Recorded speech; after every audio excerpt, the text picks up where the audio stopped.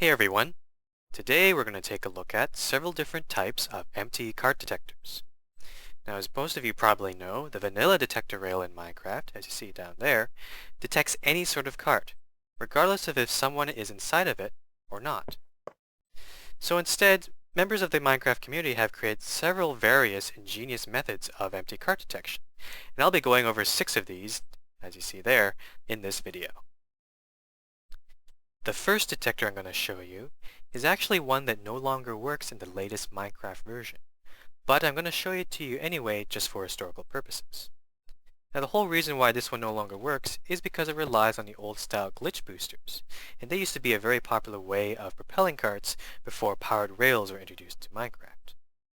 Now, how this detector works is an incoming cart would come along and land on this stone pressure plate. If the car was occupied, it would engage a switch ahead on the track. So that means that occupied carts would go straight ahead, while empty carts would by default go onto the siding here. Now the glitch booster is necessary because it's needed to guide the incoming cart across this plate. If the booster wasn't here, the car would just simply flop onto this plate and not go any further. I can sort of test it here. I'm on my latest Minecraft version, and you can see that the booster no longer works and the cart just lands on the plate like so. So, to summarize, this method was actually the only cart detection method before detector rails were introduced in my beta 1.5. But it absolutely doesn't work in beta 1.6 or later, so basically don't use this. The next detector I'm going to show you is a gravity-based empty cart detector. This one relies on the fact that occupied carts have more momentum than empty carts. In other words, this means that occupied carts in general tend to travel faster and farther than their empty counterparts. Now this detector is simply a 3-block high hill in which the carts travel up on. So if I test it out with an empty cart, you'll see that it does not have enough momentum to clear the hill and it just falls back down. While a occupied cart does have enough momentum to clear the hill. Now the advantages of this cart detection method is that it only uses regular rails. You don't need any redstone circuitry or complicated pistons here. That makes it very simple to build. But the disadvantage is that it requires the cart to make at least a 3-block climb. So you'll have to find some way of accommodating the vertical nature of this detector. Also, you have to wait for the empty cart to clear, or fall back down in this case, before sending another cart. Next up is the timing-based empty cart detector. Now this one also takes advantage of the properties of momentum between occupied carts and empty carts. In this detector, all the carts travel over this detector rail, which sets off this time circuit. And the circuit is timed just right so that this switch is engaged just as the empty cart is traveling over it. The occupied carts have enough momentum to bypass this switch and travel straight ahead. So if I test it out with this empty cart, you'll see it reaches the switch and gets diverted just a time to the left, while an occupied cart just rams straight ahead. Now the timing-based empty cart detector has one advantage, and that is it's completely flat. There are no ups and downs that the carts have to travel through.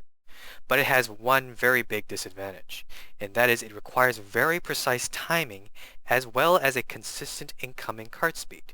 If the incoming cart comes in at a slightly slower or slightly faster speed, it could break the whole detector.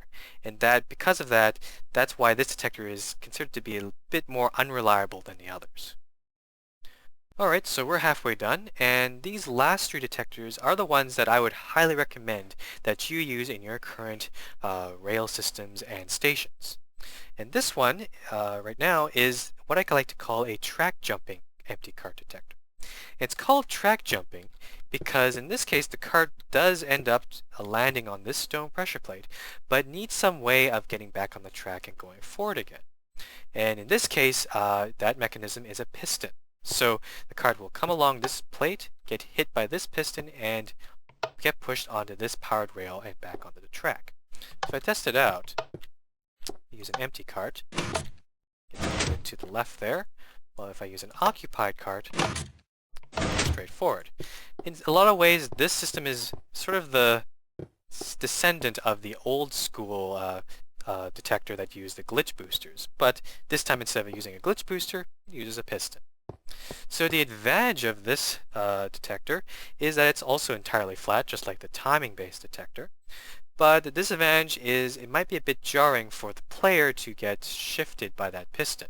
So unfortunately, you can't have a completely straight track in your detector here. Next up is a slope detector rail. Now this one is pretty interesting. It was originally invented by a guy named Mr. Frozen 23 and also recently showcased on one of Seth Bling's videos. And all it really is a slope detector rail, as you can see right in front there, connected next to a switch.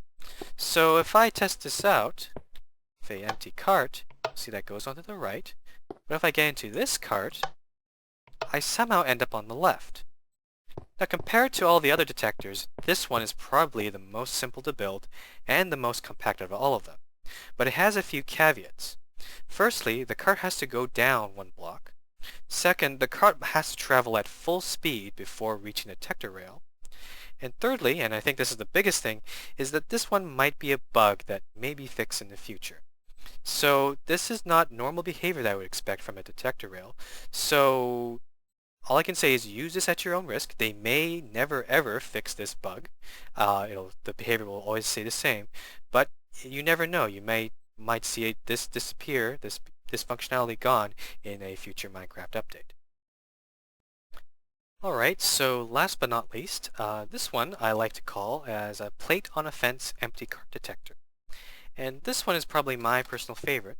It was originally designed by a guy named Professor Poopy Pants, and it literally is a plate on a fence. This fence is on top of a powered rail going upward, and you just install a stone pressure plate on top of the fence, and you connect that to a switch or whatever else you need power.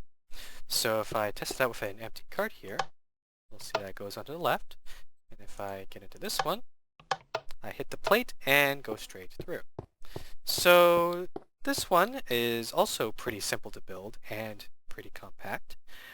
Disadvantages, it requires the cart to make a one block climb, and also the whole plate on the fence thing does obstruct the cart rider's forward view, so some people may not like that aspect of it. Alright, so to end off this video, I thought I'd show you how you'd apply one of these empty cart detection methods to an actual station design.